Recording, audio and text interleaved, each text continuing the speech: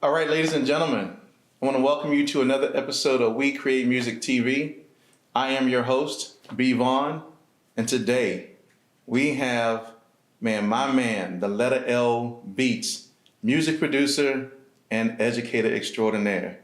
Man, welcome to the show, brother. Hey, man, thank you for having me on, man. Of course, I appreciate that. of course. You know, little does the letter L Beats know that I had seen him around many places. I think the very first place I saw him was at an iStandard event. Yeah. He was walking around, had his camera, he was doing all types of stuff and into all types of things. And that was when I first recognized, like, man, who's this guy? And what is he doing? It just seems like he's into everything and he knows everybody. So, man, it's an honor and a pleasure to have you on the show today, my brother. That's a humbling thing for you to say, too, man. I really appreciate that. I am just out here just trying to work and just get to my goals. So it's like, it's interesting to hear that perspective of, how people see me. So thank you. Thank you for having me on. I'm glad I am worth having on the show. I appreciate it. Thank you for being here. Yeah. Man, so you have a very interesting background. Oh, yeah. Like, if you don't know anything about the letter L Beats, just Google the letter L Beats or go to theletterlbeats.com. I mean, he'll share that at the end. But just some of the things that he's been involved in and his backstory is just amazing. So if you could share with our listeners, our viewers, just how did you get started? Yeah, so I started making beats, I want to say fall of 2007. I think it was something that had been in the back of my mind, had been in my subconscious, the ideas had been thought of. But, I think there has to be there has to be an opportunity, there has to be some money, there has to be, just space, right? And so 2007 was really the first time I had all of the above. I started with, there's this basic Yamaha keyboard you're going to see in every general music education room. Started with that, thought I was doing something because I could press the arpeggiator and make a couple sounds. And at some point, I bought what I thought was a sampler. It turned out to be a 4-channel mixer. I had an ASR. Everybody talks about the ASR, the 10, right? I had the ASR X, which is like a bulky box. It kind of looks like the MPC. And it's got these like trapezoid keys that are supposed to mimic like a piano. It was crazy wild. But I remember I was living in Columbus, Ohio at the time. I had a homie, Hot Hands. Check him out, Hot Hands Entertainment. And so he was the only person I knew that was making beats. And I think I found him on like Craigslist. Right? Okay. And so I would make, I would spend time making batches of beats. I would take over his crib. This is like early 08. And so he'd be playing, like, yeah, them are cool. So like 2 or 3 times, finally he was like, hey man, using stock sounds, right? At the time, I didn't know what stock sounds were. And it's weird because this conversation we used to have about stock sounds has really died down because stock sounds aren't stock. Right. You know what I'm saying? Yeah. Like the way we are in 2020, but back in 07, like the stuff that came with it sounded like Fisher Price. You know what I'm saying? Especially out of that little Yamaha. And so he'd be like, man, so he would hit me too, yo, here, take these WAV files, take this disc, take this. And so at some point I got my hands on an MPC, right? And so I used some of the discs and quickly I saw, okay, this is ridiculous. You got to keep all these discs and reload the sounds. And I was like, this ain't gonna work. You gotta have SCSI drive and it was crazy. And also too, what I noticed was like I would make dope loops, but I didn't like the sequence. I know a lot of people, there's going to be somebody's listening right now is going to say, the MPC sequence was the easiest one. Listen, man, everybody's different, right? And so I needed something that was very clear and visual and open, right? And so I had a homie that introduced me to Reason.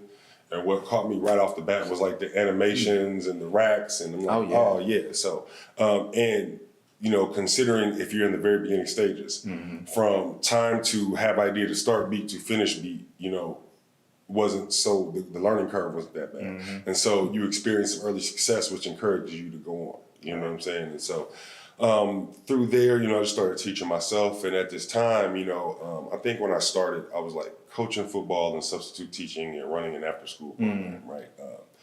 And so, things evolved. I started teaching. Next thing you know, I'm getting my master's in education and I'm still like, teaching myself how to make beats. And then I get my master's and I started teaching. I'm bringing the beats into the classroom and, we're doing crazy stuff. Like I was teaching English, right? And so they had to write a persuasive essay in the fall and they had to write a persuasive essay in the spring.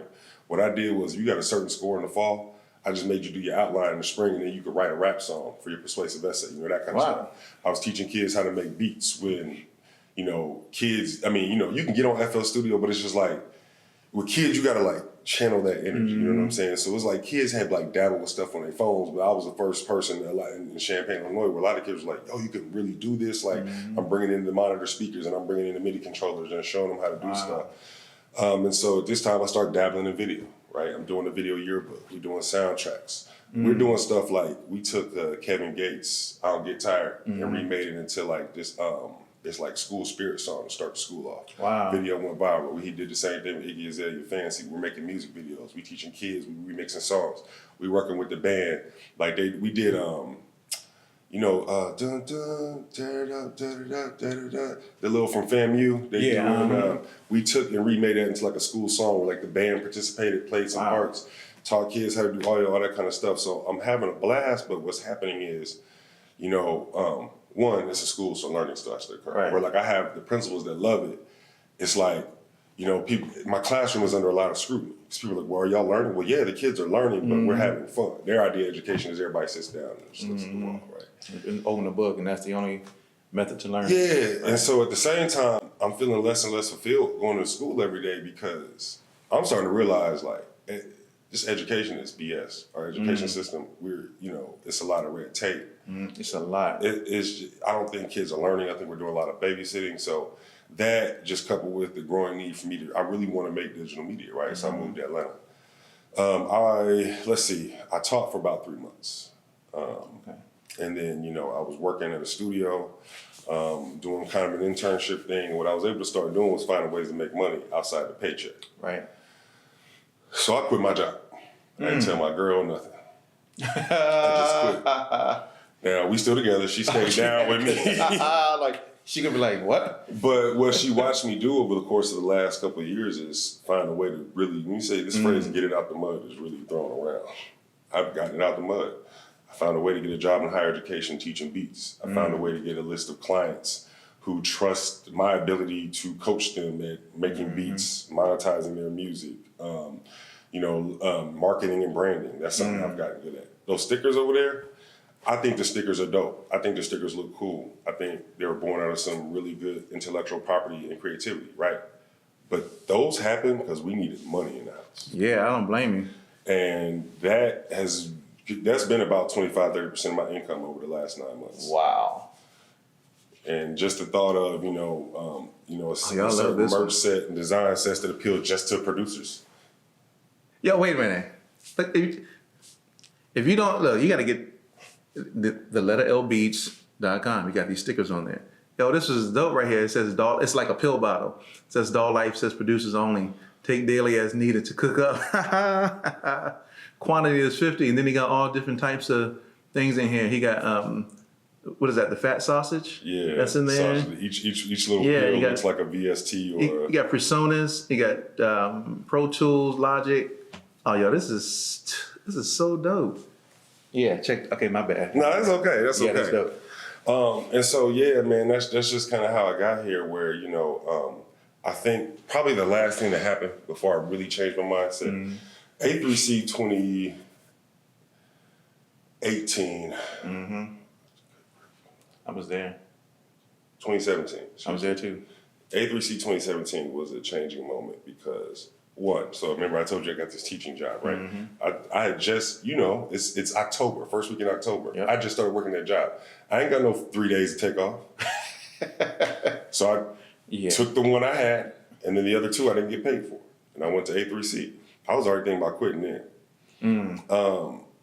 I had formed this relationship with Jay Hatch at iStater. And I interned for them as a social media intern. Okay. And they had an event in Nashville, and something happened where they didn't get the ticket, and it was cheaper to drive. And so Hatch was like, "Yo, if you can run Sis up there to do the event," I think it was what's my man from 808 Mafia with the big Fuse? Fuse. It was Fuse that was doing the event, and he was like, "Hey man, if you can get Sis up there, help us out. I really appreciate that." And that went a long way and helped me solidify my relationship with them. But already I kind of knew like, I wasn't finna stay at this job. You know what I'm saying? So.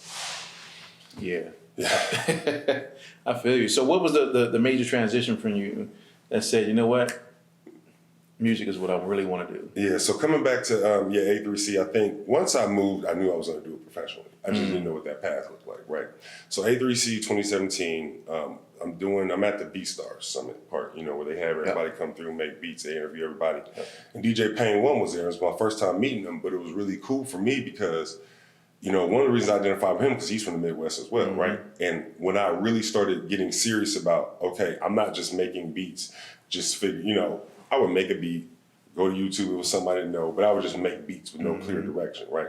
And so when I started saying I'm going to show myself how to really get serious about this when it comes to, sequencing some things so that an artist can get on it, to make sure that, it can be radio ready, the mix sounds right, transitions and all that stuff. I watched a lot of DJ Payne 1 content. And so in a sense, he was one of my teachers, right? And so it was a really cool moment to meet him. And so he gave me a piece of advice. He said, if you can grow your brand, improve your brand, market your brand, and tell your story, you can sell car tires if you want to. You know what I'm saying? And so that's really what I set out to do. I can say now, looking back, that I'm done with that phase. And there's this very specific reason, and we might get into that later, but that was really my goal in the beginning was, okay, people know who I am, I can do a lot more after that. You know what I mean? So I think I would say A3C 2017 was definitely the turning point. Yeah, A3C 2017 I think opened up eyes for a lot of different people in a lot of different ways. When I attended A3C 2017, it really solidified to me that I needed to be in Atlanta. Because the one thing that I didn't like was when I would meet people, I always had to remind them who I was. Yeah. I hated that. And I would go back home because I moved from St. Louis to Atlanta, and I didn't like every time I would go, I would say, "Hey," so my name back then was Strict 9, so I had to always introduce everybody. Hey, I don't know if you remember me, but my name is Strict 9. I do music. Oh yeah, I do remember you. Okay, cool. I was like, nah, I can't have that. It's phases to it, right? Because I'm thinking about the space I sit in now, and I remember because everybody comes and visits here. Everybody comes and visits here multiple times. Everybody says they're going to move here. So when you're not here at the moment, and you say you're moving here, people are like, oh yeah, we'll see. Yeah, right. Then once you get here, then there's that battle, right? Right. Because I'm sitting in this weird space where I know I need to be humble. Always. So I'm walking in the room, I'm introducing myself. I don't care who I think people might think I am. I'm nobody, right? But I'm sitting in this weird space where I'm walking into spaces, especially if it's a producer-heavy space. What's good, bro? What's good? Yo, what's up, man? Yo, what's good? What's good? Man, my letter up beats. Oh, I know you. Right? And fine, I don't care, right? But it taught me a lot, right? One, like, it's cool if people know you, right? But clout has a limit. You know what I'm saying? Clout definitely has a limit. Face card helps because it makes people comfortable with you, but at the same time, ain't nobody tossing me no placement opportunities on face card. You know what I mean? Those opportunities are coming based off relationships and how I am of service to other people. You got that right.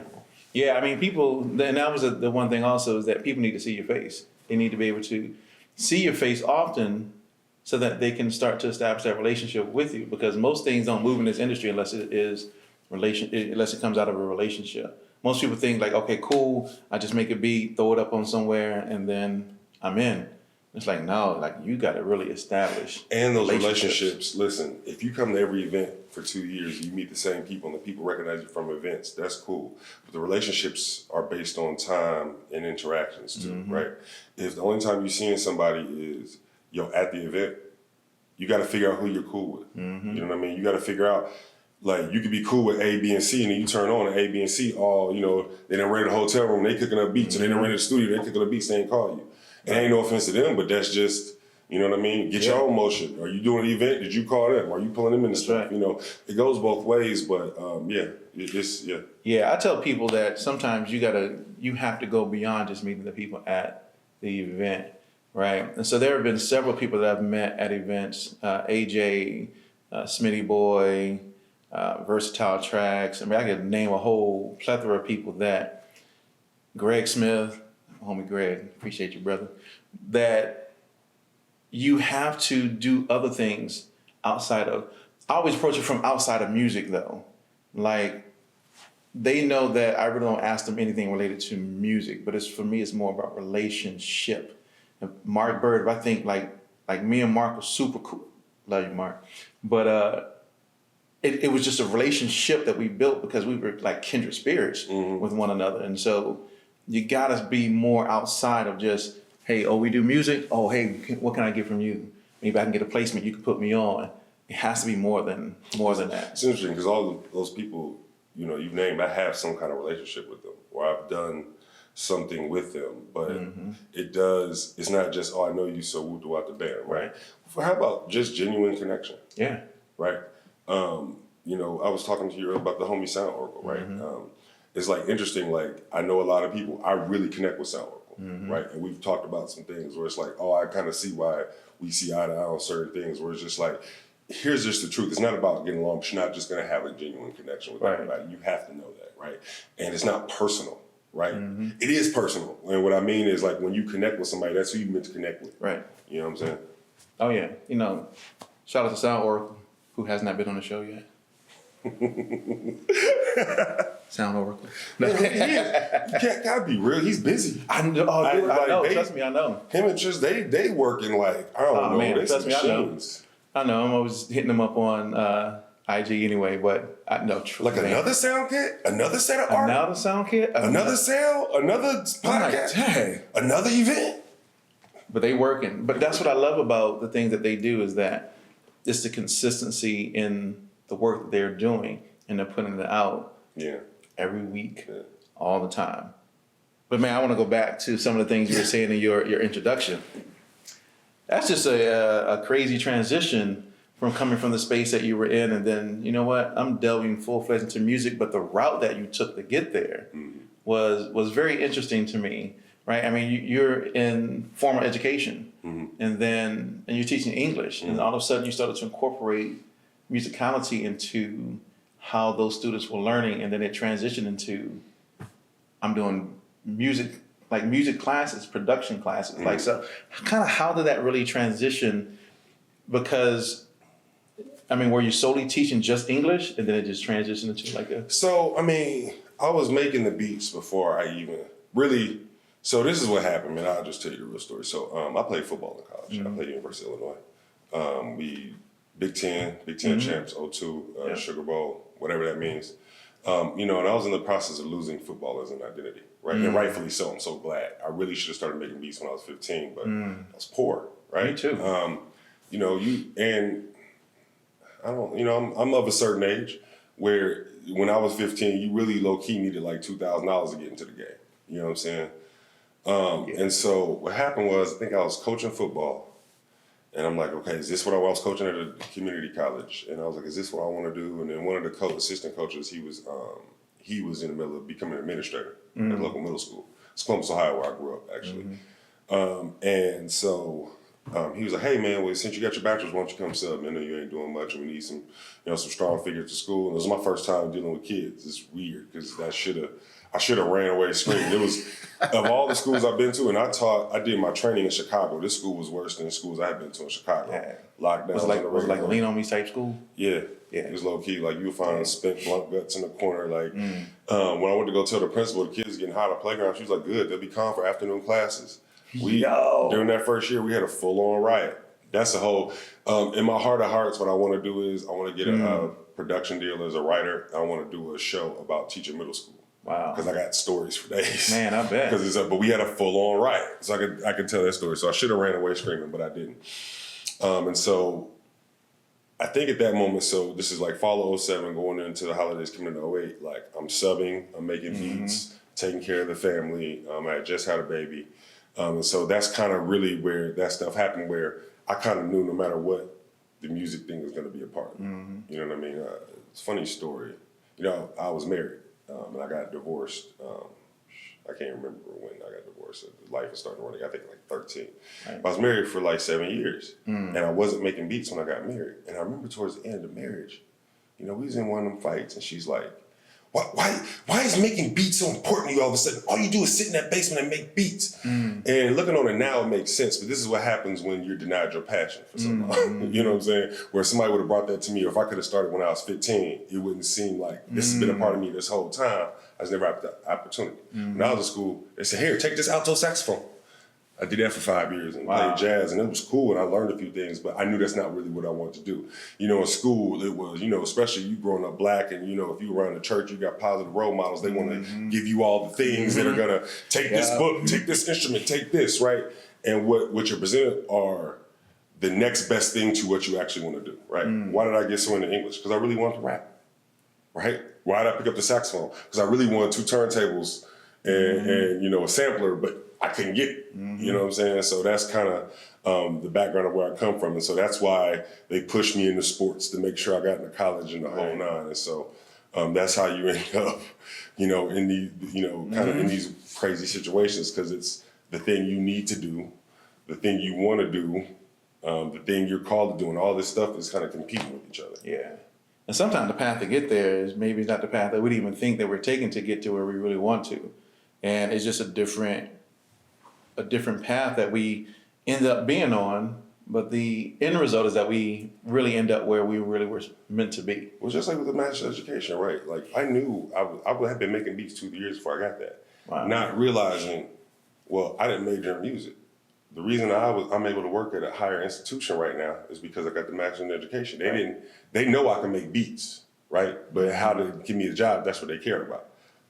Man. Yeah. And then the power of self-teaching too. And see, sometimes people don't even think about that, is using other things in your life that can contribute to your ultimate goal. And if you're able to find how you can tie those things in, man, it becomes hella worth it. Most people don't even know that. It's interesting. You know, I started making the stickers, and you know, just in doing all those internships, I acquired the Photoshop skills. Well, filled in the gaps. I took Photoshop classes when I was in high school, right? But nobody was saying multimedia or digital media is going to get you anywhere. Right. I remember when I was so my last years of high school, I finished in the suburbs of Chicago. It was a real culture shock for me. I was going to a magnet school in Columbus, Ohio, where we were living in a Section 8 neighborhood. I moved to live with my dad, who was living in the suburbs. Real nice, sprawling estates and homes. I'd never seen anything like it. It was a wonderful school district, and they had a big, nice TV studio. And this is like, in the 90s, right? And we had this class project for history, and me and the homie made a hip hop documentary at the time. Wow. Right? And I remember if you gave me any resources, I was going to apply it to my love of hip hop music. You know what I'm saying? So I just wish, looking back on that now, that I would have leaned more into that, or was louder with people who are around me saying, you should do this or you should do that. You know what I'm saying? And I probably would have found my calling sooner, yet at the same time, there you go, and here you are. You know, it's interesting. Yeah, I'm telling you, my brother has a very interesting background and how it led him to where he is today. So speaking on that same vein, so how did you end up as being a professor at the University of Illinois, Urbana-Champaign? Yes. So and shouts out UIUC at Illinois Music. Please follow them. Follow us on Instagram. But so summer 2016, I think I had made the decision, like, okay, I'm gonna, when you're a teacher, you have summer plans, right? What are you gonna do? So I think 1 year I was the previous 2 years I'd sub. And when you sub, it's sweet because you're still getting your regular check, but then they pay you extra, and it hits during the end of the fiscal year. So they got to pay you so summer school is like 8 weeks. They give you like 6 weeks up front, right? So it's like a $3,000 check, right? And so I think the previous year I had bought a bunch of equipment, right? Well, this year I was like, I'm not going to sub, but what I had was I had a student teacher from UIUC, and so you get free class credits. And so one of the music teachers one day was like, yo, I want you to come meet my guy. It was a professor at U of I, and he was, the music teacher was in the Master's of Music Education program. And there was this revolutionary professor named Adam J. Cruz who was in there teaching these teachers how to use DAWs. So he said, hey, come down to the music room. She's like, I want you to meet Adam Cruz. I said, oh, what's up? Regular looking white dude, like a professor. He's like, hey man, Adam got beats. I was like, okay, whatever. Whatever, let me hear something. Oh, you got beats? You got beats. Oh, you got beats? Well, let me play you some of that. And he looked at me like, oh, you got beats?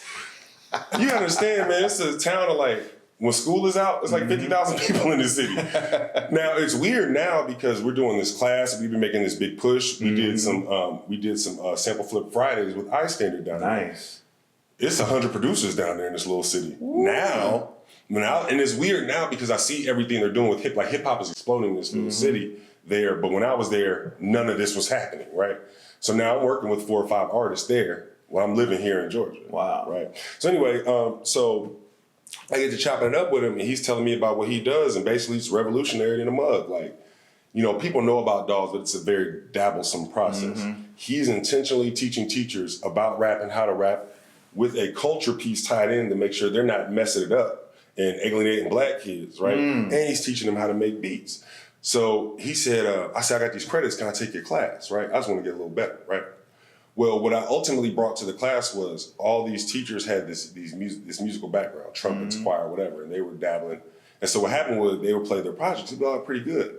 Now, I don't have any formal music training, but when I play my beats, they would be like, yo. And then what happened was he gave me applicable practice situations. That's how I got better at sequencing and mixing. And my sound was forever changed after I worked with him. But he could clearly see, oh, you know what you're doing with these dogs. Right. So he would call me back and like, you know, so like that summer while we were taking a class, we started going to the detention center in Champaign County and teaching the kids, the juvenile detention center, teaching kids how to make beats and write raps. Wow. So then during the school year, starts hitting me up. We start doing some events with kids during the school year. Man, this is crazy because during this time I was launching an act, like a kid act. I actually had, when Jermaine Dupri did the rap game, when they were doing calls for season 2, I actually got a kid from Champaign, a screening interview for the rap game. I was writing her songs, recording everything. So then the next summer, he's like, was this when we started camp? I think the next summer is when we started camp. So that was summer 16. I moved to Georgia. He said, hey, we're going to do a week-long hip-hop camp. Because they have a 2-month-long summer band camp. You know, it's called Illinois Student Youth Music, right? You know, most state schools, University of Georgia probably has a 2-month-long band camp. You know, kids will come for a week to do piano, kids will come for a week to do choir. Well, they had been doing rock for like 10 years, right? Wow. So he's like, so it's time to do hip hop, right? Well, next year is going to be our 4th year. We're wondering if we're going to have enough money and personnel to handle the kids we're going to take. Because the first year we had like 5 kids. We're probably going to get like 35 this coming year. It's one of my points of pride. This is my alma mater where, you know, I went there really to play football. And I came out like not only like a man, but this place has grown me over the years. You know what I'm saying? And so it's really a point of pride to be able to host this event, to be able to say, you know, we got 2 kids that came back as counselors. One is at Full Sail, and one is at Tennessee State. They both studying music, right? We're really trying to get to a point where we have a full-on bachelor's in commercial music production program. But I'm also learning a lot about higher education and academia. Like, it's really a process. You have to form relationships with people who have money. You have to prove time and time again that you have the expertise. You have to prove time and time again this is actually helping kids. You know what I'm saying? So it's been a challenge, but it's for me and Adam, it's our baby. Yeah. We love the school, we love the community, we love the city. I always joke, when I came to Atlanta, I got a master's in commercial music production that I am taking back to Champaign. Look, man, I told you this brother's story is amazing. The impact that he has on the music culture is amazing. Like, he's impacting and changing lives from a youth perspective, and he's impacting and imparting knowledge into those individuals so that when they grow up, they're continuing that legacy and passing that down to others. It's more than just sitting. That's why I love it. That's why I love it. It's more than just sitting in the basement, making beats, getting a placement, smoking weed, doing whatever you do, and then, like, he is changing lives of the youth.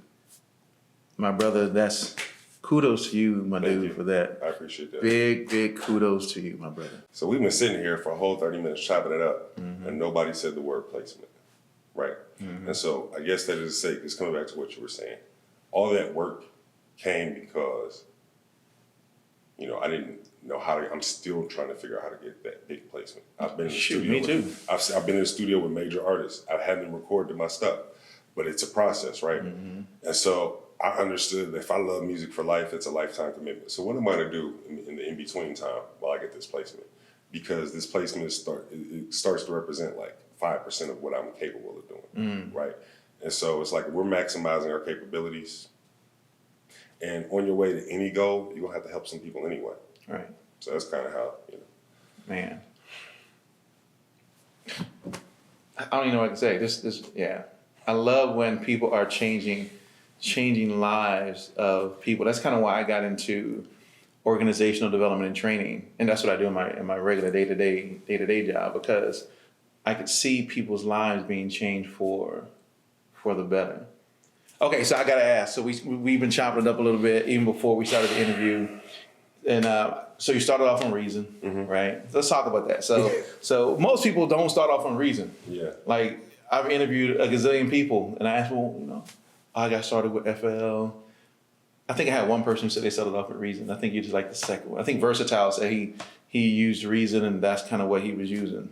Yeah. So what really drew you to that particular DAW, and what were maybe even some of your own limitations with that DAW? Because I know personally there were limitations with it. Yeah, so I messed with FL. Don't get it twisted. And it was some kind of like basic version of FL. You remember the FL Guitar Slayer? Like I used to play around with that. Whatever it is, the process it got boring. It was like I don't know if the learning curve, but it was like, okay, well, how do I do this? And I would just get bored. With reason, I could see start to finish. Like I could see the whole thing right there with nothing there. Like, oh, the sequence is here. If you put this part here and you play this part here, it's gonna be done. I like being able to see everything at once, right? I've noticed the FL people are like, you're like somebody that could like have like a lot of compartments and shelves. I'm a minimalist. You know what I'm saying? And so I think that's one of the reasons reason appealed to me. Now that said, I think that its development over the years has been slow and it stunted my growth as a producer. It took me a long time to understand what was universal and what wasn't. You know what I mean? Yeah. And then the VST thing. Now, obviously, that was for the better. What I think is positive about that is, you know how many times people hear a beat, like, how'd you get that sound? Right? Because that sound ain't in Nexus. That sound ain't, stock in FL. You can't find that's only a reason, right? And so that was one of the advantages. I think all things are kind of equal now. You know what I mean? Shouts out to Trizza from the Unquantized podcast. I think you're right. I think reason stunted my growth, but I'm good now, man. I'm all right, my bad. Oh, yeah. Yeah, most definitely. I mean, I remember when I was afraid of reason. I didn't like it. So when I started on Ableton. Yeah. And all my homies were using Reason. And they were like, man, you using Ableton? I was like, yeah, Ableton is dope. They were like, man, you need to come on to Reason. And they showed it to me. And I was like, oh, no. I'm not coming over here. And when they hit that tab button and it switched the rack around and it showed all them wires, I was like, nah, I'm good. Yeah. Ableton ain't got none of that. So why would I want to use something super complicated like Reason when I can just use something super plain and easy like Ableton Live? Then I end up making a switch. And I still use Reason to this day because of how the one thing that draws me to Reason is the beauty of it, the aesthetics of it, how it looks. I love the SSL mixer. I love how it looks. I love that it emulates an actual rack when you load up an instrument, how you can twist the knob. I mean, even though you're doing it with a mouse, but it's in your head, you're thinking, oh, I'm really twisting this knob. I'm really patching this cable from the bag to another CV or another gate or whatever the case is. And it just opened up my eyes to a whole different, you see the Reason down here? This is a collector's item. I probably threw these away about 4 years ago. Yeah, I thought about throwing them away. Well, because I realized like I was having no interaction with the box. I was just carrying the box from place to place to place. Learning how to be a teacher changed everything I understood about learning something and learning more about something and getting better at something. I have to, when I reflect back on the last, I guess it's 13 years now, right? Making beats, I have to pinpoint and identify the times when, there was a point in which I was still learning how to make beats, and there was a point in which I know how to make beats, but now I'm trying to get better. You see what I'm saying? And so, which DAW you use matters a whole lot when you're still learning. But which DAW you like right now today? If somebody just took Reason away from me, I'm gonna get busy and figure it out. You know what I'm saying? I'll find something else. Right. But that's because I know how to make beats. Matter of fact, honestly, one thing that got me really comfortable with understanding how all DAWs work was once I started teaching. Let me get deep for a second. Bear with me. There's something called Bloom's Taxonomy of Learning. When you go to Google it's going to be a triangle, right? The lower levels of Bloom's Taxonomy, you have like rote memorization, things like that. The higher levels, you have things like synthesis and creation. Let me say that right. That's right. And so, it's kind of like when you first start, what you do, you go remake a beat. Right. Then you watch somebody else make a beat, you make it just like them. When you get to the higher levels, you're creating and doing things that people haven't done before. You see what I'm saying? And so once I see myself at the higher levels of the triangle, now I can see like, oh, okay, this is universal. Teaching somebody how to use Logic. Well, did you use your automation? Well, no, what's automation? Well, this is what automation, this is what it does, is figure out how to do it in Logic. I know how to do it in Reason. And then I'm teaching the next person how to do it in Ableton, how to do it in FL. And so then I'm learning, oh, this is universal across DAWs. This isn't. Well, here's a concept, right? So if I might teach you a sound design concept. If you're in FL, I'm gonna say pull out gross beat. If you're in Reason, I'm gonna say, hey, you probably wanna pay that $12 to grab halftime or learn how to time stretch. Right. If you're in Logic, I'm gonna tell you how to time. You see what I'm saying? And so whatever it is, it kind of really started with FL. Because what happened was so much stuff was changing in music and it was pivoting on what was happening in FL. So you had to go learn how to do it. Either go get FL, which are you going to completely switch your DAW like you did? I didn't. I started learning how to do the FL stuff in Reason, and that almost was better to me. You know what I'm saying? So now when any new thing comes out, I can figure it out, and I can do it in Reason. To where I can play your beat. Oh, use FL? No, I use Reason. I just know how to do that. Yeah. You know I'm gonna tell you what helped me really, really learn Reason. James Bernard. Now, James, I know you're not on Reason anymore, but thank you for all them Reason 52 things you put together, because man, that boy was, and I actually got a chance to see him in action live in Nashville, and him do a full-fledged Reason class. Shouts out to Justin Williams too, because he was on some of the Reason content early. Bernard got that voice, so yeah, he do. So I can only do a couple videos before I'm like, I gotta switch it up. And then shouts out to July Bradley, kickbackcouture.com. She's doing a lot of tutorials for Reason. There's a DJ mixer. I didn't know about this. Free in Reason. Did you know about this? A DJ mixer? I forgot what it's called. But basically, you could patch it to where if you got two different samples, you could so let's say you take 2 tracks, you compose something. 2 other tracks, you compose something, same key, you can patch them and switch them like it's a DJ controller. I've had that in my back pocket for about 4 weeks right now. I haven't even used yet. So that's the thing. That's the thing I love about Reason, is the fact that there's so much you can do with it. I mean, it has so many capabilities that most people don't even explore those capabilities. I mean, FL, no knock on FL. All right, I know I'm gonna get a bunch of haters when I say this. People say I'm hating, but FL to me seems very easy. With Reason, that's why I was scared of it, because there were so many things you could do with it. I mean, you could twist this knob, you could change the LFO, you know what I'm saying? You can change the wavelength, you could do so many different things. I'm like, and I had a conversation with a friend of mine, and he said, the difference between hip hop producers and like EDM producers is the fact that they are heavy into sound crafting and sound designing. Right, and Reason really was made for like EDM type music, because there's so many different things that they can do in it that we probably would never use in urban music. I feel like you could say that 3 years ago. I think we're using a lot of that stuff now. You know what I'm saying?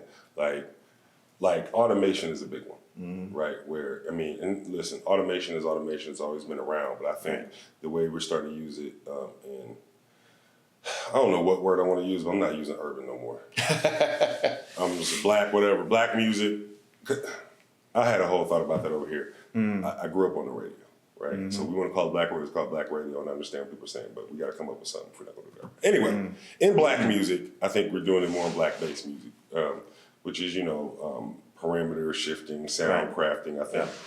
Because here's an interesting thing for me. Not having gross beat and trying to reverse engineer what gross beat does taught me a lot. Yeah. You see what I'm saying? This is a new philosophy we carry over at University of Illinois, and we're teaching a lot of music teachers this, right? It's interesting when I started teaching music teachers how to make beats, because in my mind, making beats, it's about DAW skills, it's about composition skills, right? Traditionally, everybody's been heavy on composition. Right. One of the great lessons of T-Pain is T-Pain can sing, but obviously it was a lot of his DAW skills that kind of propelled his career, right? Well, you have a lot of music teachers that are, they know how to play the piano, they know how to play the keys, and they know music theory, so they don't want to lean on that, but they suddenly freeze up when you put them inside a DAW. Right. And what I'm trying to tell you is you can tap out a 3-note melody and sound design it into something amazing. You see what I'm saying? Where you wouldn't have been able to do that. And by the way, your students are probably already doing it. You see what I'm saying? And now they get all intimidated. I'm just, it's not that serious, right? You went to grad school, you got higher degrees. It ain't no more complicated than, any 10-page essay you had to write. You gotta sit down and put the time in. Meanwhile, when you know how it is with kids, right? They got all the time in the world to figure out everything. Everything, that's right. Everything else. A 25-year-old can't compete with a 15-year-old in that respect. Right. You got that right. But no, I mean, I agree with that. I do think those are critical, having DAW skills and composition skills and kind of putting those and marrying those together. Because in the new millennium, right, sound design matters much more than composition. You saw the Quincy Jones doc, right? Of course. So there's only, how many notes are there? 12. It's 12. I think so. Whatever the thing. I don't remember, but it was a good documentary. It's a set number of notes and a set number of chords, and we've heard them all before, right? So what's going to separate them now moving forward? It's the sound design. The sound design. Yeah. How you take those chords and how you switch them up and how you make them sound and engineer the sound around it. That's going to really make the difference. You mess with Looperator? You know what? A little bit. Like maybe that much. Honestly, I haven't made a beat in 6 months probably.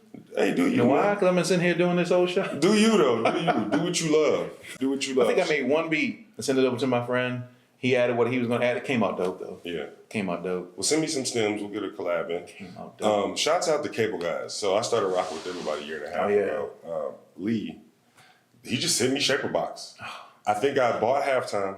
I did a tutorial about it. It was like, oh, that's dope. Here, man, take Shaper Box. I was like, oh, word. Shaper Box 2 came out. Here, take Shaper Box 2. Hey, man, we got Big Crusher. Hey, take that. So I always want to talk about that, man, because they've been very good to me. I use their stuff a lot. It's like salt and pepper, so I definitely want to shout them out. I definitely want to shout out Looperator, though. That's my new, crack. Like, you know what I'm saying? I was hooked on arcade for a while. Went to rehab, got off that. No, I was watching a Quantized podcast one day, and Sound Oracle started talking about it. And so it was weird because you had a bunch of people say, hey, man, I just dropped it.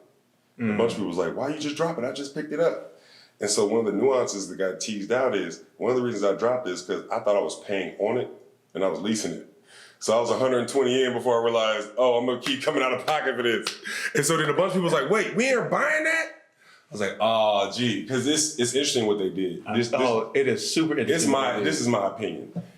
It's the same thing as splice and sounds, but because of the constant replenishment and because of the key and BPM adaptation, it's better. That's just my opinion. Now, that's just my opinion. But when you realize, oh yeah, you leasing that like that car, you ain't never gonna own this. You're never gonna own it. That's what I was like. So I ended up getting gym membership. So look, I ended up getting it, and then I was like, once I went back and I was like, oh nah, this is not something I'm gonna keep paying for without actually owning it. It's not a no. I'm gearing up. I'm gonna go get it. I need a rent to own. Yeah. Versus just a lease. If I'm gonna rent it, I want to eventually own it. And Reason has programs like that.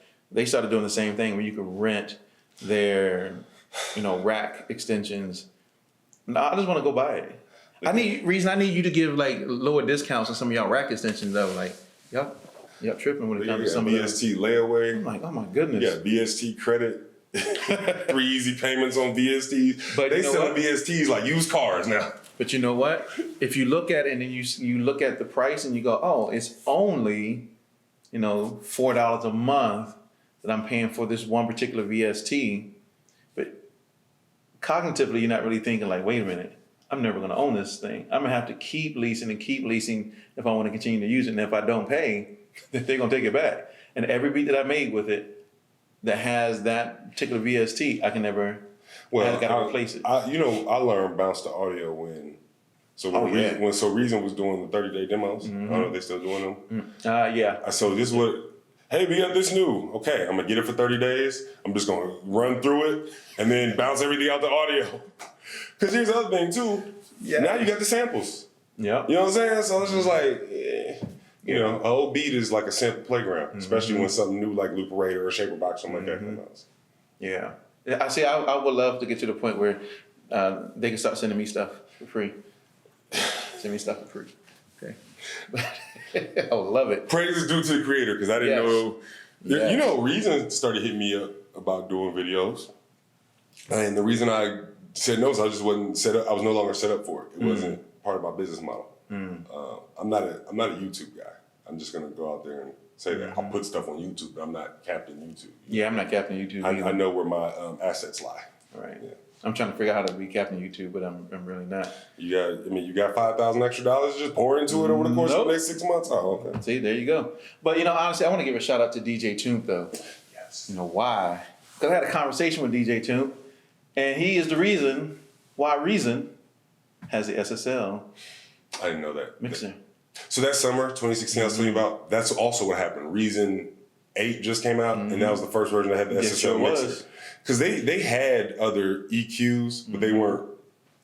Just having an XSL mixer kind of taught me how to mix. Yeah. Because, man, I was no longer afraid to use external mixers because of that Reason mixer. That one channel strip was just like, it was amazing. But shout out to DJ Toomp for the suggestion of that SSL mixer in Reason. Greatly appreciated. Thank you for that. Okay, so I want to ask. Okay. Producer Grind, if you don't mind me asking. So you were doing some things with Producer Grind, and then eventually you were no longer doing things with Producer Grind. I don't know if you want to share a little bit about that. I know I would personally be interested in hearing about that. I want to say, I'll say a lot. I'll say is, I'm grateful for my time there. I learned a lot. Anything I do, I pour a lot into it. So when I pour a lot into something, I expect a lot back. Right. But what you also have to understand is when you are operating, even if you have your own intellectual property, if you're operating under somebody else's tent of their intellectual property, they own your intellectual property, essentially.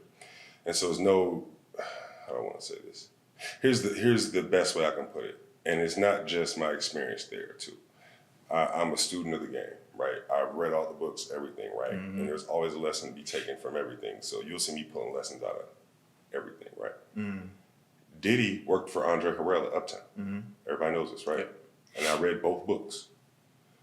At some point, whoever Diddy was just got too big for that place, right? Because you can only one person can be in charge. Sure.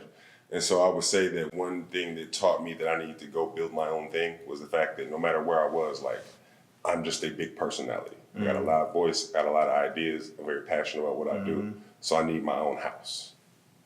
And I'm glad I finally made that decision. I'm glad I was finally able to see that for what it was, because it made me take stock of my house, right? If you look at all your platforms as your home, right? Your website, your social media, whatever, right? I got this dope Instagram because I love the platform and I've developed it a lot, right? So if you call Instagram your kitchen, right? I got a really big kitchen attached to a studio apartment because I haven't developed my YouTube like I should have been. I haven't developed my Twitter like I should have been. And so now that I can see that picture, I have a much better plan of implementing my own platforms and my own intellectual property. You know what I'm saying? I'm a passionate person.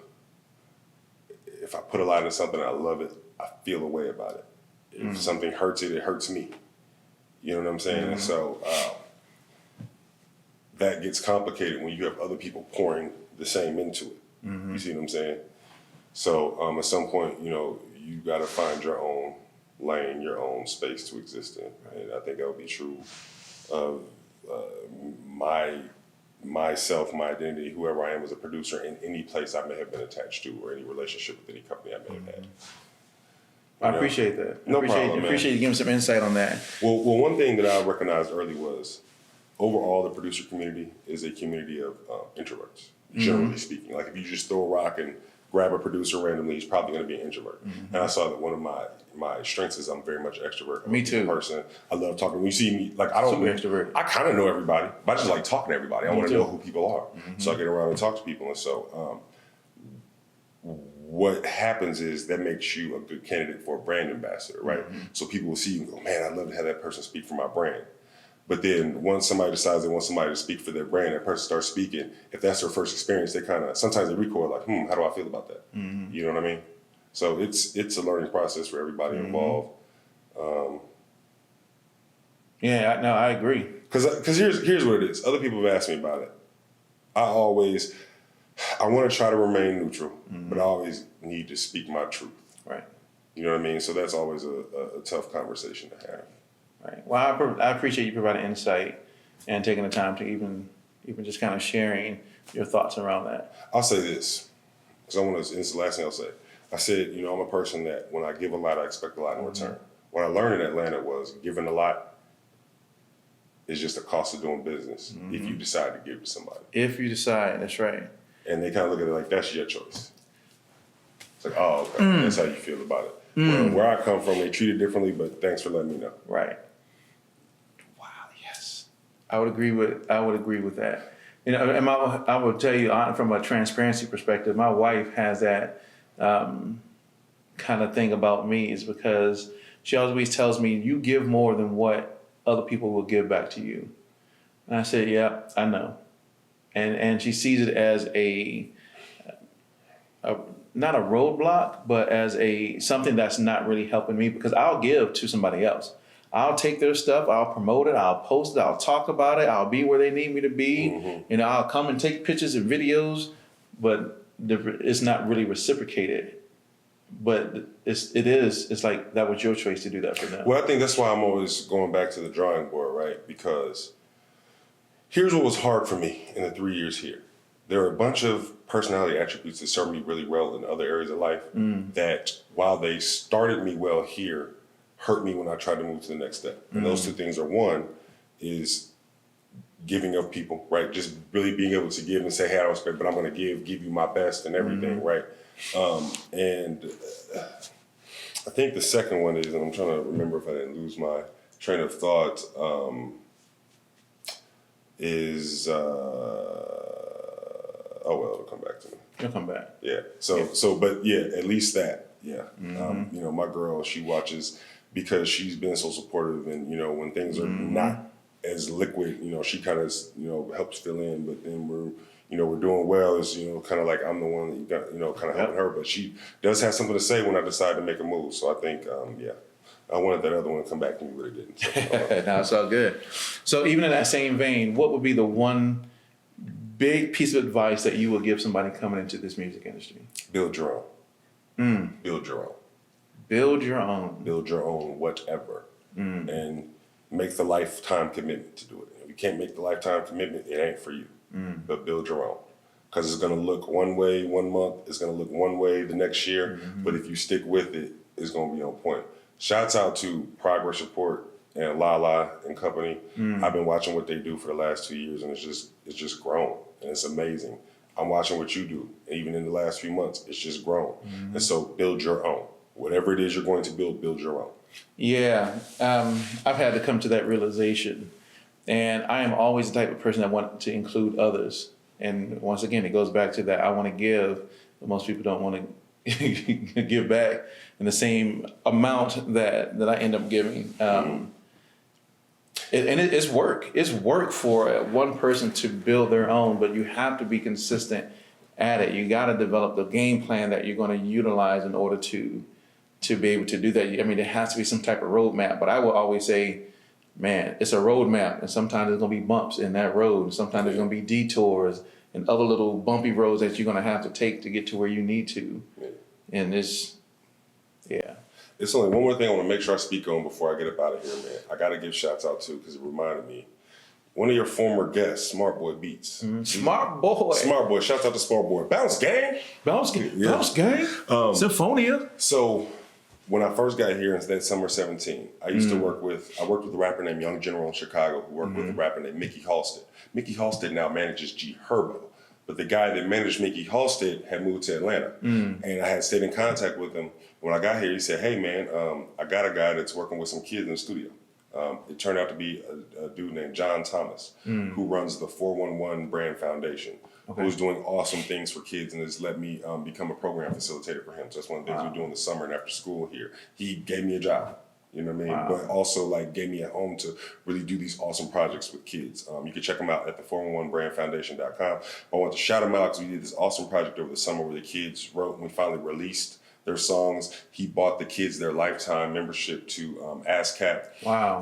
He got them a radio appearance on V103. We shot the music video and Big Tigger was in it. But I really want to give a shout out to Smart Boy because the first week, it was our third year doing the 411 Brand Music Academy. The first week I had to be out because we were doing hip hop camp in Illinois. And I called him Smart Boy because usually we start before then. And so I'll just be like, hey, I'm going to miss. But it was the first week. I said, Smart Boy, I need you to stand there for me. Smart Boy's way better than me at everything. He's also a music teacher. No, trust me, he's also a music teacher. Oh, I know. The music they came out with was like, yo.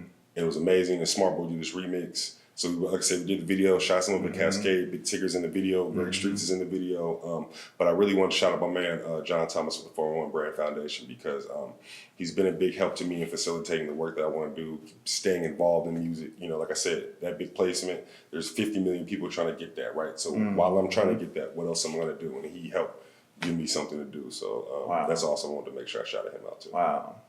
See, this wow. But yeah, shout out to the Smart Boy.